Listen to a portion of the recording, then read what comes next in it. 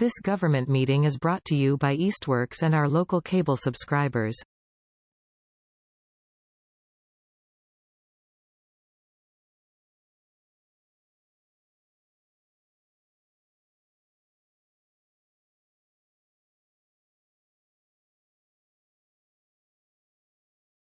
Okay, this meeting is called to order of the Easthampton City Council Ordinance Committee on April 28th, 2026 at 6 p.m.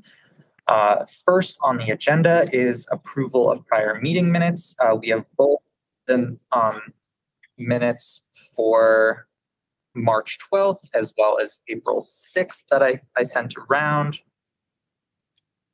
Oh. Okay, I think she's in. Okay, hi Allison. Did the other committee members have a chance to review the minutes that I sent around? Mm-hmm.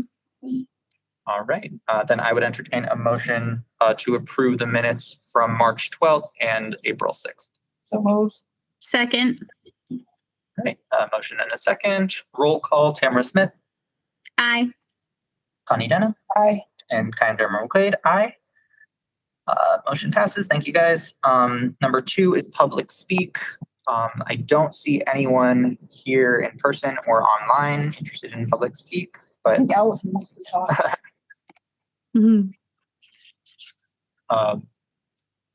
Speak now or forever hold your peace. All right, we will move on to old and continuing business. So the main thing that I wanted to get buttoned up and sent back to council tonight was the general ordinance amendment proposing a wetlands protection ordinance. We got a short presentation about this and asked some questions about this at our last meeting, but we wanted to give time for more community input through the Conservation Commission listening sessions or information sessions about this.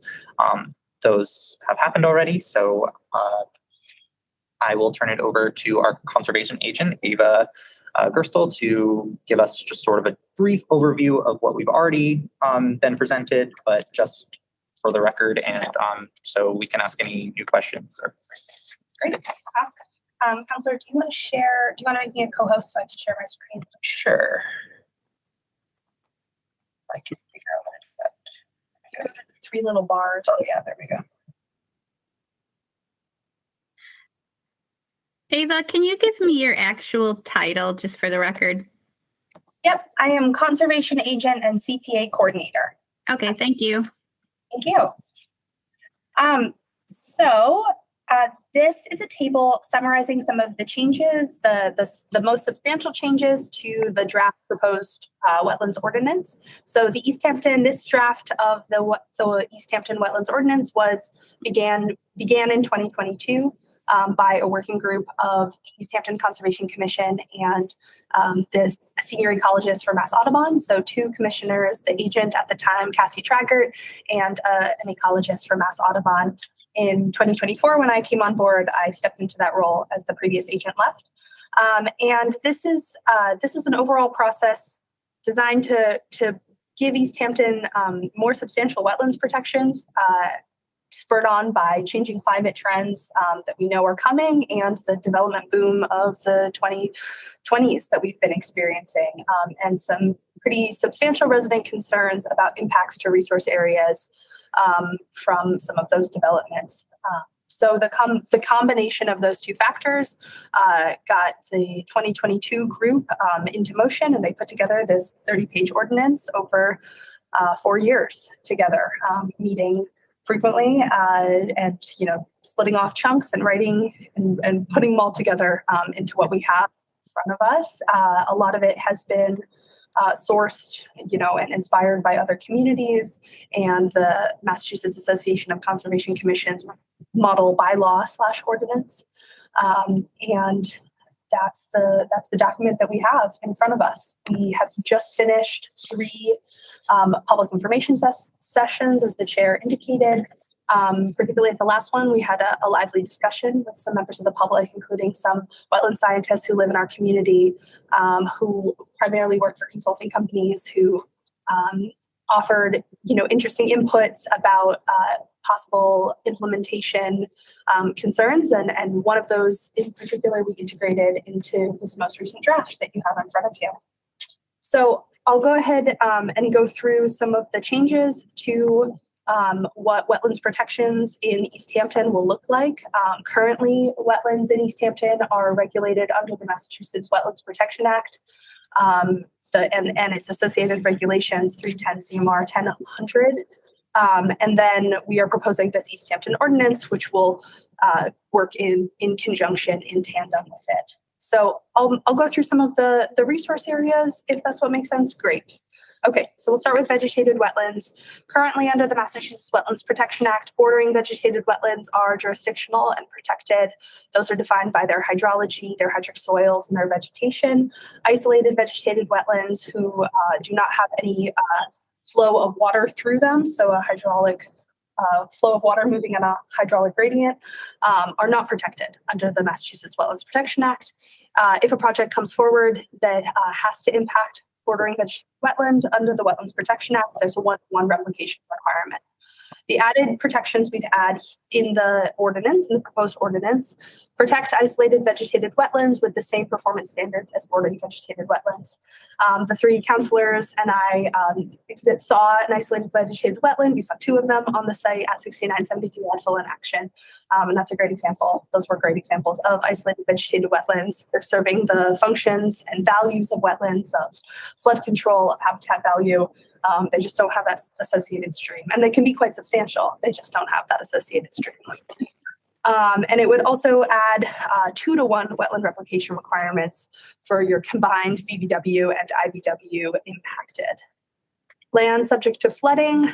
The main addition there is to include future climate data to try to anticipate the added increase in rain that we anticipate having. So using the 500-year floodplain as a better approximate for what our future 100-year floodplain will look like.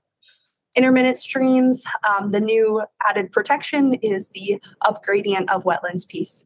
That's particularly important here in Easthampton due to the springs of water that seemingly burst out of the mountain at steep gradients, not always having time, not always having space to pool into wetland resource areas, into bordering vegetated wetlands, but those are really vital resources nonetheless and should be protected. Vernal pools are not jurisdictional unless they're certified or located in another resource area. Myself and the counselors went out to two different vernal pools, one which is a classic vernal pool that is currently protected under the Wetlands Protection Act because it's part of a larger bordering vegetated wetland system. And then, a mere, 200 feet away, there was a depression serving as a vernal pool with fairy shrimp and tadpoles, wood frog tadpoles, obligate vernal pool species, located in an entirely upland area, which if that vernal pool was not identified during breeding season, so during this particular time of year, and it wasn't certified at any point, it could just be destroyed under the current protections. So this ordinance will make all vernal pools jurisdictional with a boundary 100 feet out, so giving them a bit of a woodland buffer, and presuming something that looks like a vernal pool and we suspect is a vernal pool, we'll presume it's significant as a vernal pool, which can be overcome if it's watched for a season and there's no breeding evidence observed. The buffer zone in the current Wetlands Protection Act, it's really an advisory zone. It's not regulated directly. And the ordinance will add an inner no disturbance zone and an outer limited work zone. So really increasing the space around our wetlands, protecting it, giving those wetlands room to change. I go out to sites all the time that were delineated 25 years ago, and the wetland has creeped into the buffer zone. And so, they built close and now it's there, right? Like it can really come back to bite future projects if we don't give wetlands room to shift. Climate change is another element that we specifically address in the ordinance. We're requiring a climate impact narrative and adaptation design. So asking applicants to go through and think about what impact their project will have on climate change and how they could add some, small or large, depending on the project, design changes to make it better suited to our changing climate and to lower its impact on the climate. And then there's a few others, the wildlife habitat assessment that can be required at the commission's discretion for any project, not just for particularly large climate, not for particularly large projects. We know that sometimes habitat features can be quite small. And if the commission has reason to believe that an area is going to have be critical for wildlife habitat, that they want the ability to require a wildlife habitat assessment to see if it is important for habitat. A few other things that are no changes proposed. Riverfront, land underwater, bank, and then there's some additional modest fees that are proposed under the ordinance. I have the fee schedule on the table here, as well as fines, the ability to fine. I actually have this fee schedule in two different, so that's superimposed on the existing fee schedule. The red is the additions, and then here it is written out in a different way. Oh, thank you. And councilors, this is Commissioner Carr. This is a conservation commissioner. Yes. Meet you. Told you the wrong comments room. I apologize. That's okay. All right. Well, thank you for that overview. I think that's definitely comprehensive enough, especially because this is, I think, the third time that we've been introduced to this, or the second time for many of us. I guess I would open it up to other counselors that have questions, concerns, comments. Do you have this available Yes. electronically? Yes. Can you share that Yes. just for so Councilor Smith can also see it? Yeah, absolutely. And just to be clear, the red is the new? Yeah, the red is the added fees. So this is the fee schedule as, you know, a standalone document, not in relation to the Wetlands Protection Act fees. Might be easier, but if you don't know what category 1, category 2, category 3 is, the other document is helpful. So as well. And these are fees if doing these activities in violation of. No, these are fees to file an application as Okay. related to these. So, Categories listed? I'm sorry. Yeah. so I just want to make sure I'm understanding. So in category 1, it says fee for each activity is 110. So what's the plus 55? Totally. So if you're doing a project that is going to have let's say you're in the riverfront area you're in the riverfront area under the Wetlands Protection Act, and you're doing work on a single family lot. So you're 1A. You're going to pay 110 under category 1 for your Wetlands Protection Act fee, plus the additional 55, which will be the ordinance fee. So the black are the Wetlands Protection Act fees, and then the red is the ordinance fee. So if hypothetically I did category 1, A and B, it would be 220 plus 55. Yes. But I Or don't would it be, I don't think you can do, if you look at A and B, they're kind of mutually exclusive, right? Work on a single family lot, addition pool, and then site work without a house. right, okay, so A and C. Mm-hmm. So that would be 220 plus 55. 220 plus 110. So that's what. Yep. Okay. Yep. So the intention, and we went through a lot of different thoughts about how to do fees communities across, there's 220 communities that have an ordinance. Every one of those, I believe every one of those communities also adds additional fees associated with it. And communities do their ordinance fees in such a multiplicity of different ways. And we went around and around about different options and settled on a form that is just half of what the Wetlands Protection Act fee is associated again. Sorry, did you have? Could you speak to, and I could probably say something to this, but I'd be worried about accuracy. Could you speak to the reasonableness doctrine around fees and how this money gets used, and if there are sort of requirements around that, just for the public? Yeah, absolutely. So I believe the standard around reasonableness with fees is that it is associated with the time necessary, the time and resources of the city necessary to accurately and adequately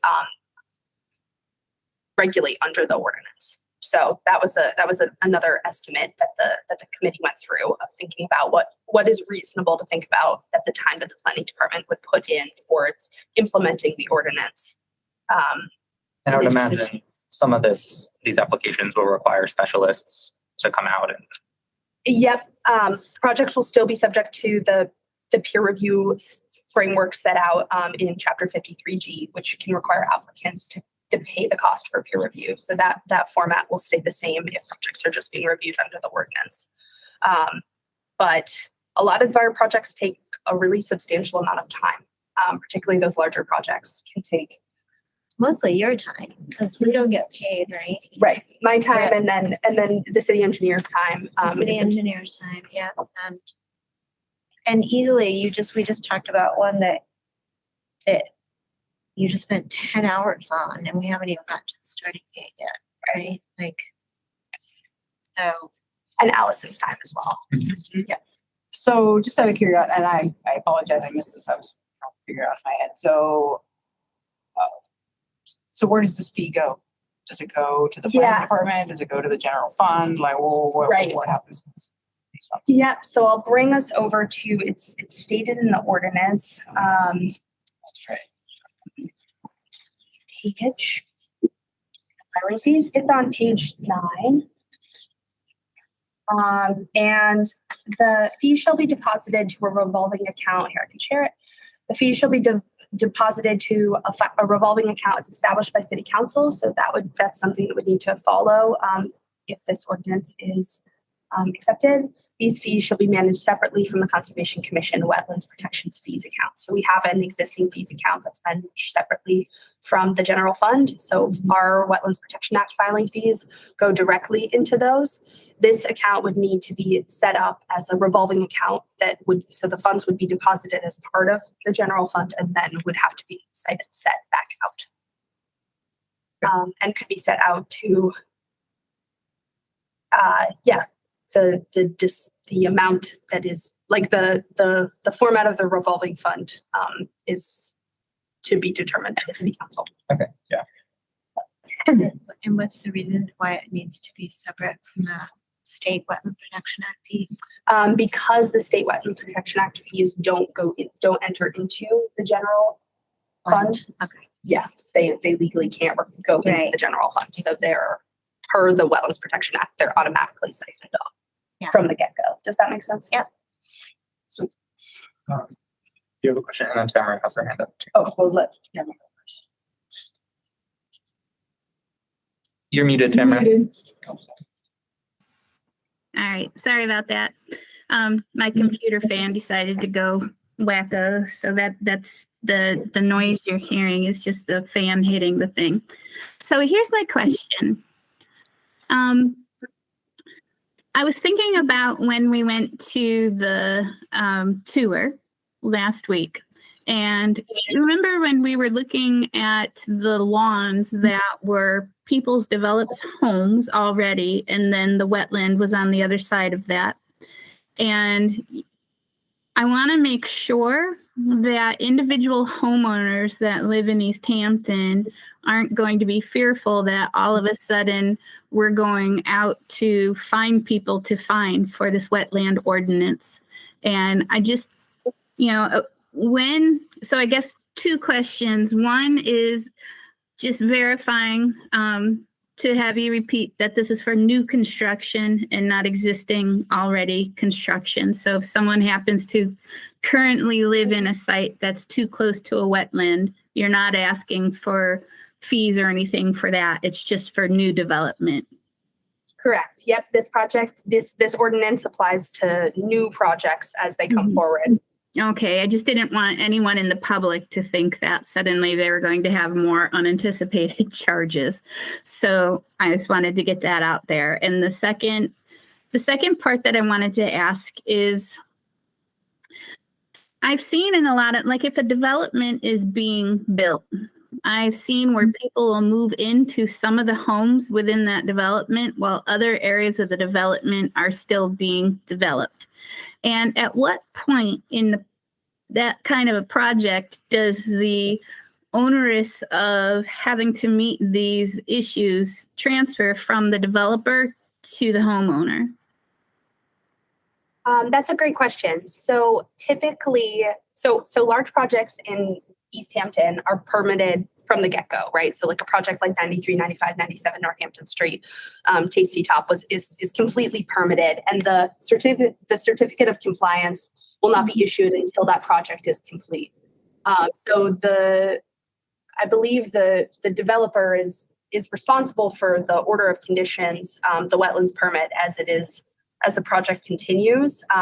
I mean, everyone on site is. So the developer and the contractors, all of the people involved. The Conservation Commission typically imposes in perpetuity conditions associated with its wetlands permits, at which become the responsibility of the folks who inhabit the space, is pretty standard. I think Allison might have something to add.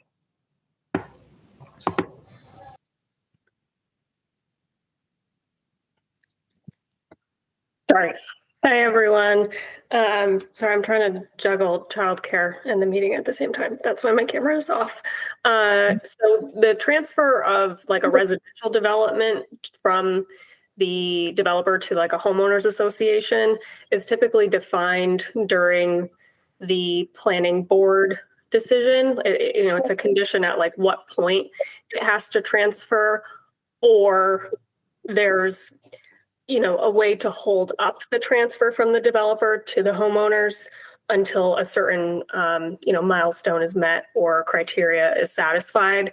Usually you want like you want the road to be completely done, and the stormwater management system, like if there's a basin, you want it to be completely stabilized and everything before it transfers over to the private homeowners, whether it's an association or an individual homeowner. But that is more on the planning board side, how that would be managed. And that's how it already is under the State Wetlands Protection Act. That would just be that would be the same under the town wetlands ordinance. Okay. Thank you. I'm just curious about the feedback that you got from the community. Was there anything in particular that stood out that was supportive, or anything that was expressed by the community that was a concern? We've received a lot of support for it, particularly from engaged conservationists in town. We received a well-written letter from the Piscataway Conservation Trust regarding that. I can get that really quick. This was sent to the Conservation Commission, but can you share that for the public hearing? Yep, absolutely. And then we've received and a lot of individual comments from various longtime residents of town. This ordinance is generally seen as kind of a long time coming, and something that many members of the community are like, oh gosh, thank God Easthampton's finally getting a wetlands ordinance. I've heard that several times. A couple folks had specific questions. There was one question about the lawn provisions, just concerns about utilizing the fertilizer on lawns in the buffer zone. That this particular resident proposed that either we should just ban lawns in the buffer zone or not have any restrictions around fertilizer use. So either a much more strict approach or a much more lenient approach. And the commission and the working group felt satisfied with the middle path that we had struck. So that was one comment we received. The comment I referred to earlier involved ensuring that this ordinance doesn't accidentally capture intermittent old school stormwater conveyances as intermittent streams. So we changed some of the language around our stormwater system exemption in the ordinance to ensure that we don't capture things as intermittent streams that we don't want to be intermittent streams and protect it as such. So some really good constructive feedback, things that made the group go back and think about it. But not a lot we haven't received any just pure opposition to it, or opposition to large portions of it. That's good. It is. Yeah, there was one consultant who had he wasn't opposed to it at all. He just had, do you remember what his concern? Some concerns about the 500-year floodplain being used as the land subject to flooding, which the working But I group. think he wasn't really understanding how that was being defined. Right. So we're going to use the FEMA firms for the 500-year floodplain as the marker there.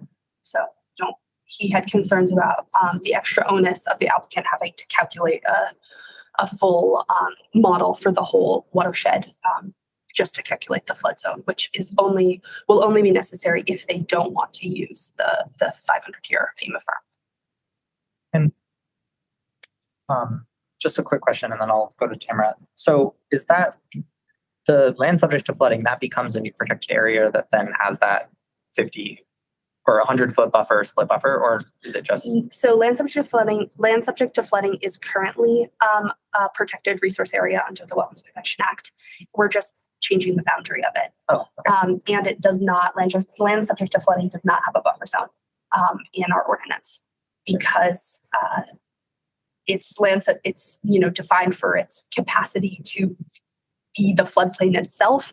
Floodplain can turn into sort of unrelevant upland, non-wetland area. It itself is almost like the buffer. Exactly. Yeah, precisely. Yeah. Councilor Smith? Thank you. I'm still thinking about the rolling out of this, and I had two questions. One, how would you actually be able to illustrate that someone was using fertilizer that wasn't appropriate? So that's the first one. If you'd be doing chemical tests, or if someone would have to visibly watch someone like taking a big can of whatever.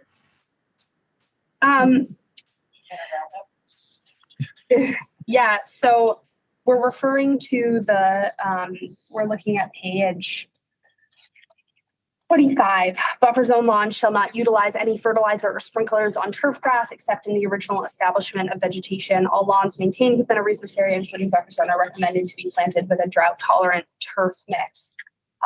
So we'd be looking at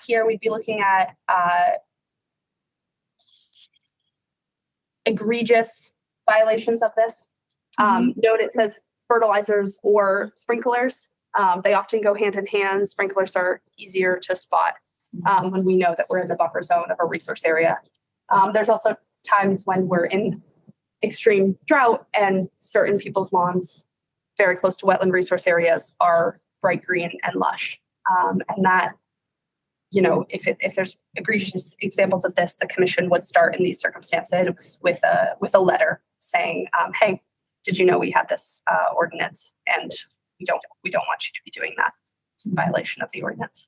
We would certainly not be jumping to fines in those circumstances as our initial step. Fines are really a last resort of enforcement. Okay. Yeah, I was just wondering how that would play out. And the other thing that I wanted to ask was, I'm imagining someone buying, let's suppose someone was coming in with a new neighborhood and someone bought a home there, and they had agreed to, for perpetuity, that they were going to be stewards of the wetlands. What happens? How is the next person alerted to that? Like, if they sold the house to somebody else, would this be additional things that the new family, the new person who is the owner, would also have to be aware of this? Yes. So orders of conditions are recorded at the registry, of deeds. And so the certificate of compliance, which lists out the in perpetuity conditions. Mm-hmm. Okay. Oh.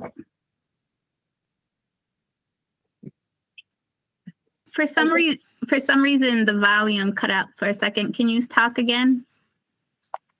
Yes. Okay. So you got it. Yeah. Okay. So should I repeat what I just said? Yeah. No, I just wanted to make sure I wasn't without sound for the rest of the meeting. But yeah, thank you. That's helpful.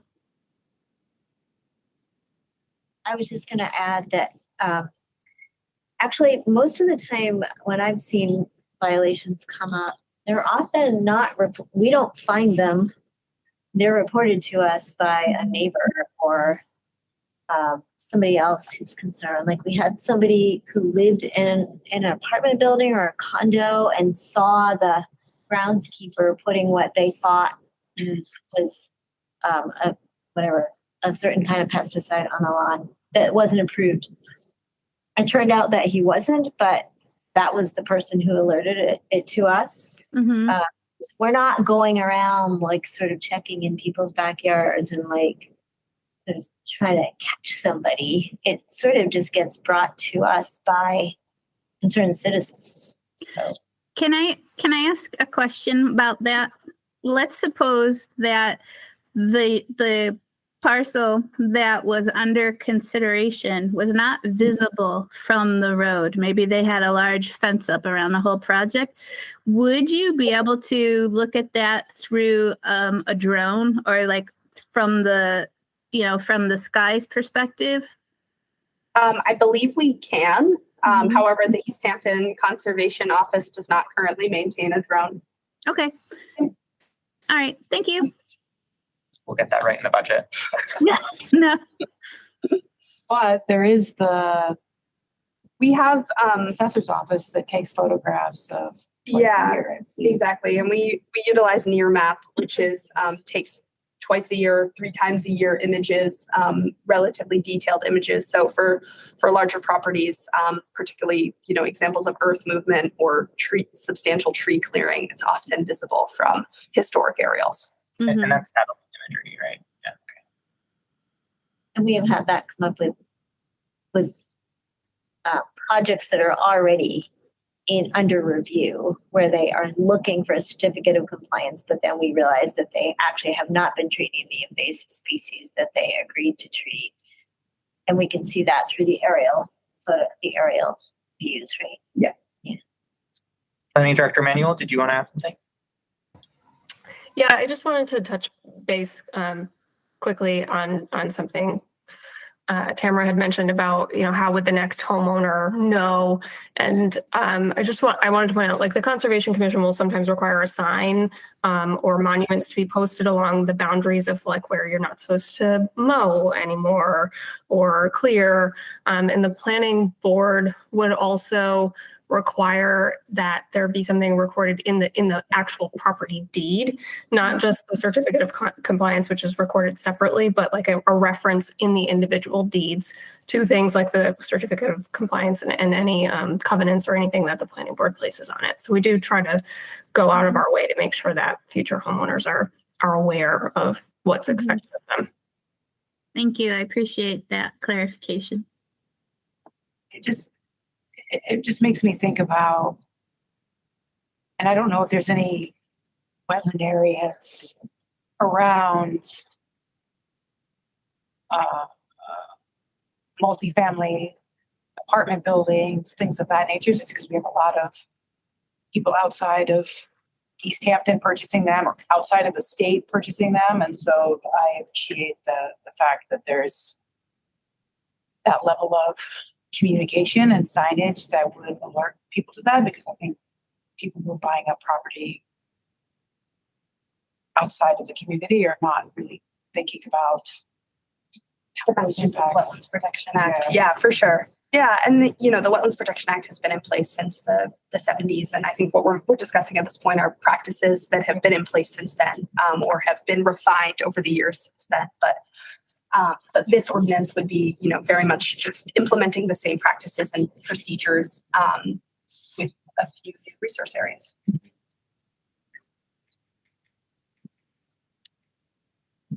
Are these like for an NOI or an RTA or Yeah, these are the NOIs. So there's no additional fee.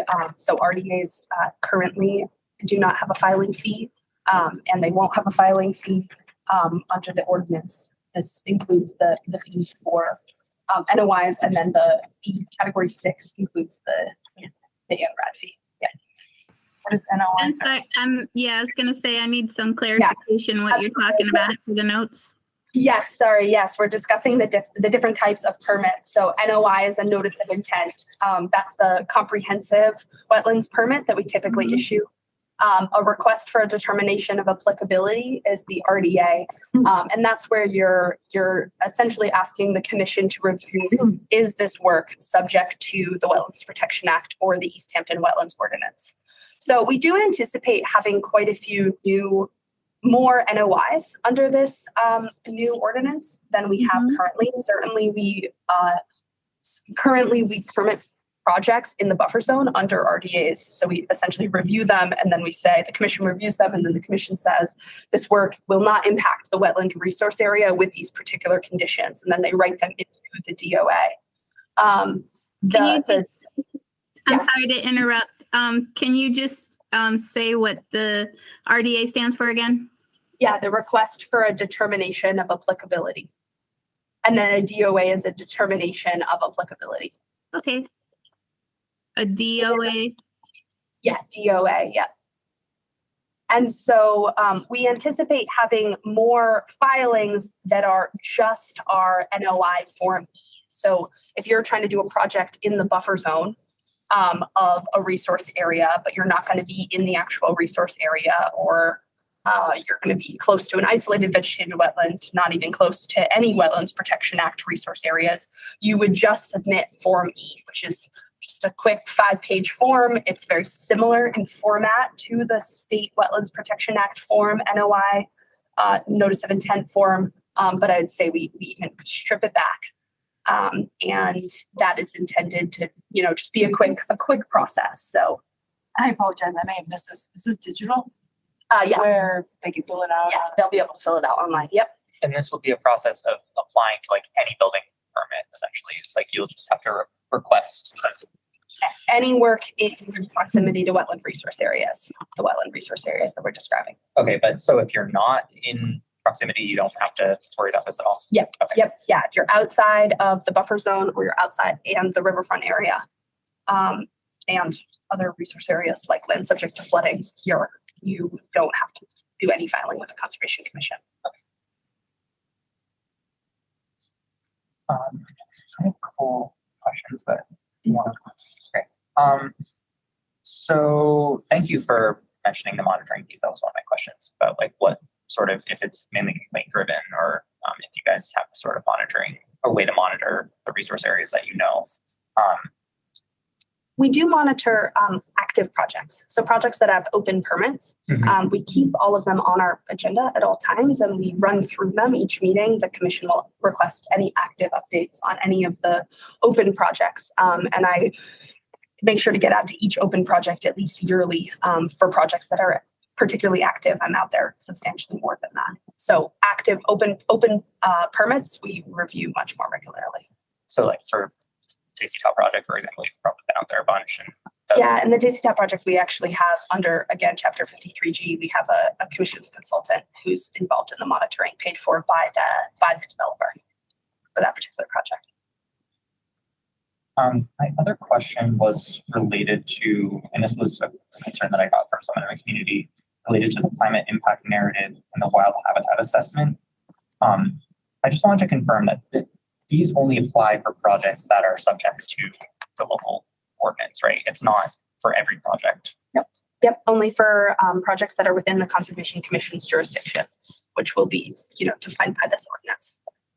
That being said, there are a lot of wetland species. Conservation Commission stays busy. Yeah, and it seems pretty straightforward, and it doesn't seem like it's unreasonable to request even just like a narrative of like, here's how we thought about this. It doesn't seem like you're setting standards or a rubric to reject people based on like they wrote their essay the wrong way. Certainly not. No, I think the commission intends, particularly, I think throughout the implementation, but particularly in the first number of years, I think we're going to be really working closely with applicants to help them understand what we're looking for in the climate change impact narrative, and also, working with a lot of different versions of, did you think about resilient plantings? Did you think about, reducing impervious area? Just really asking applicants just to put the thought in, but not not designed as a substantial barrier to projects getting completed. You also include this for the public Yes. hearing. Yep. Do you want both of the forms or just the annotated Wetland Protection Act form? What do you think? I just imagine it's going to be asked. Yeah, I think both, because one of them provides a lot more detail, and I just like, and related to that, for the wetlands WTA fees or WPA fees account, as a request, and we can work on this maybe together, you, me, and Allison, but if we could get sort of draft language around what sort of action requests I should put forward to council for this. For the revolving account? Yeah, for the revolving account.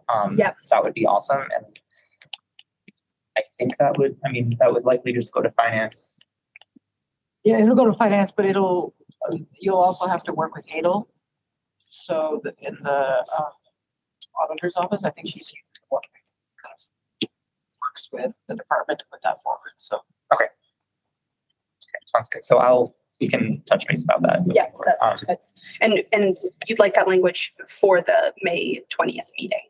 Not necessarily. I just Okay. want to start that work now, just so we can get that, just so that there's a gap of time. Because I know that if we're going to have to send it to finance and we're entering into all of this budget stuff, I just want to be mindful of that. My last question, and this is sort of a little bit out there, but I think that all of this makes a lot of sense and it's all very reasonable. And I hear the concerns about, or I hear that we're limited and that we can't enforce this backwards. But I'm wondering if there's a way that we can sort of provide a carrot to developers that are willing to become backwards compliant with this. And again, like I said, it's very out there and like, we don't have to go anywhere with that discussion too deeply tonight, but I'm just thinking like that would be something that I'd be interested in looking into, of like, how can we encourage the projects? You know, I'm just thinking like Easthampton's already so built out. Right. And we have examples of projects that are running afoul of this thing. And I would love to be able to say, if like that one property fixes their lawn situation, like what can the city do to give them sort of a carrot? I don't know what that would look like, but that's just where my brain's going. So developers and homeowners, or just developers? Or homeowners, if, whoever's putting in the work. Well, most of the time, once the work's complete, the developer doesn't have anything to do with it anymore. So if it's 20 years out from a project or 10 years out. And that would be the homeowner. Yeah. Or the commercial development owner. And I do think if you sort of, if you jump out a little bit, if you take like a 10,000-foot look at this ordinance, it's really about getting projects further away from wetlands. It's more nuanced than that, but it's there roughly, right? It's about giving our wetlands kind of the breathing room they need, which is, for projects that are already permitted. I understand they're going to put the buildings where they got the permission to put the buildings. Mm-hmm. I'm not sure what kinds of incentives we could offer at this point. I don't think, at least the projects that the commission has permitted recently, I wouldn't guess there's a big appetite for reopening those elements of the permitting process. Yeah, unless you don't have to pay your real estate taxes this year. It would have to be a pretty big, sweet carrot, I think. And I guess in my head, I wasn't necessarily thinking about like location of buildings per se, but more so if someone wants to go back and do a wetland replication or change how their lawn is set up to better meet this buffer. And I also know that the available carrots that the city can give are pretty limited. But maybe it's just education. Maybe it's just making it clear, if you care about your wetlands resource, here's the best practice, here's what the ordinance is saying, and just spending some effort communicating that. But yeah, I just wanted to add that. I'm not. Yeah, I think that was part of what we talked about. I think that was part of what we talked about at that first site where the stake was farther in, right, of the property. And so talking to that person about maybe. Yeah, and the Okay. commission intends to send a letter there encouraging adding a little bit more buffer to the isolated vegetated wetland. So, that a letter saying, maybe including that it would be regulated differently under the new ordinance, or maybe just sticking to what is really best for the wetland and what would be best for. So maybe it's not a carrot, but it's a picture of a carrot. Couple keys to the city. I mean, we have had some people come forward with restoration projects, and we do apply the current wetland protection Act differently in those circumstances. Yeah, there's a category under the Wetlands Protection Act of ecological restoration limited projects, because you have to do, projects want to do restoration work in wetland resource areas, which counts as work. So it's the Wetlands Protection Act applies, but they have a different form. We got around, we don't want to overregulate restoration projects. So we made restoration projects exempt from the ordinance. So we'll stick to the typical Wetlands Protection Act. It's Appendix A to Form 3 is the procedure we follow there. So think invasives management in wetlands is a classic example of a ecological restoration project, or dam removal, or stream crossing updates, things like that, building larger culverts for fish passage. There's a lot of different categories. Yeah, there are people out there doing that. Yeah, we review those relatively regularly. Well, that's good to hear. Well, I appreciate you going down that thought experiment with me. I don't have any further questions or concerns, so I will open it back up to other members of the committee. Planning Director Manuel, do you have anything to add or concerns? No, nothing to add. Thank you. I've asked all the questions that I really needed to ask as well. So we'll share, I don't think I've said this to the counselors before, but this, we did spend quite a bit of time of internal review within the planning department of this document once the working group had put it together. A lot of gratitude for senior planner Johanna Stacy, who has extensive wetlands experience and who did a really thorough review and changed a lot of things that needed changing through that review process. Just a comment. I mean, I think this again is a really great example of your city department, right? The planning department working with a city committee, right?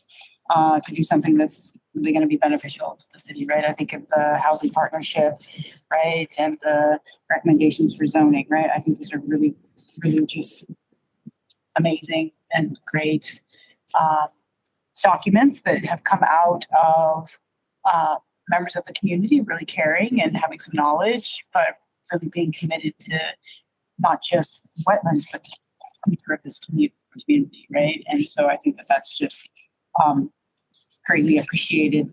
I think not by this committee alone, but residents, right? The people who come after this that are going to benefit from that. So certainly all the work that you all have put in and the planning department, and just thank you. Thank you very much. Thank you. I couldn't have said that better myself. I bet you could have. So all that being said, I would entertain a motion to move back to the full council with a recommendation for approval, the general ordinance amendment proposing a wetlands protection ordinance as presented before us. I saw her say so moved. I did. All right. Second. All right. A motion and a second. Any further discussion or comment? All right. Roll call. Tamara Smith. Aye. Bonnie Denham. Enthusiastically, aye. I'm Jeremiah McQuaid. Also aye. Motion passes. Thank you guys so much. Yeah, thank you all so much. Thank you. Nice. And just a reminder for everyone, the public hearing will be on May 20th at 6:15 in City Council chambers. And I hope to see you there, that we can basically conversation Yes, for the whole absolutely. community. And I'll intend to go through the presentation, I think, that I did at our first meeting, again, just to thoroughly go through it. And I'll include all these materials in the packet for that public hearing. And it would be great to have members of the commission there who can speak to this. So. Oh, we've all been. very strongly encouraged to come. With lots of carrot. Yes. Or pictures of carrots anyway. Do you have any other cool ordinance? There's a whole list. Yeah. All right. So other than that on the agenda, I mean, I wanted to touch base on the new business, but not necessarily dive in too much. So that's so the first one that I have a quick update about is on the agenda as 4I, request to amend Chapter 7, Section 7-17, Exhibit A, classification of employees to remove certain positions from the classification plan. So Mayor Derby reached out to me earlier today saying that there was a couple oversights with this list, and HR Director Russo wanted a little bit more time before we vote on this. And since we haven't set a public hearing, I figure we can modify that language in committee and it shouldn't be a problem. I'm just adding a couple positions there that were forgotten. So I would entertain a motion to, I guess we don't really. Yeah, okay. All right. So just for everyone's knowledge, have more information probably at our next meeting. Okay. And then the other thing, well, I guess, does anyone have any questions or comments on that? No. Did you say we'll save it for our next meeting? Yeah, we might have more information in our next meeting. Okay. Just waiting on HR Director Russo to get the final list of positions. Okay. And the next item under new business is the item submitted by Councilor Denham, the Cannabis Equity Ordinance. Do you want to give a quick intro? I'd rather we just wait. dig into that at the next meeting, maybe. All right, sounds good. I feel like we've already spent enough time in City Hall this week. So our next meeting is on May 12th at 6 p.m. in this room again. I will entertain a motion to adjourn. Just real quick. Oh, sorry. Apologize. Tamara, I have that list of committees and in relation to Whether or not they have committee members from outside of Easthampton? members. So I'm just going to put this in your box just so you know. Okay. And then I'll get some more information about that at the next meeting. And then I did have just one question. Have we gotten any guidance regarding the Exhibit A to add new pay plan position for recreation coordinator? Has anything come from the HR director about whether or not, I know some things were pulled back. Are they wanting to pull this back? Are they wanting us to move forward given the concerns around budget? I have not heard anything about that.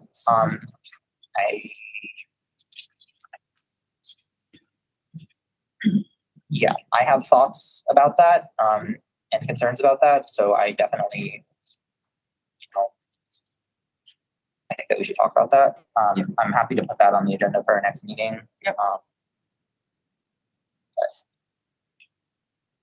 I just want to, as we're moving forward with the budget, I just want us to be kind of thinking about a bunch of different things, right, that are going to be discussed or, need to be thinking about. So. Yeah. Thank you. All right, I will entertain a motion to adjourn. So moved. Second. All right, Tamara Smith. Aye. Connie Denham. Aye. Aye. Meeting adjourned. Thank you, everyone. This government meeting is brought to you by Eastworks and our local cable subscribers.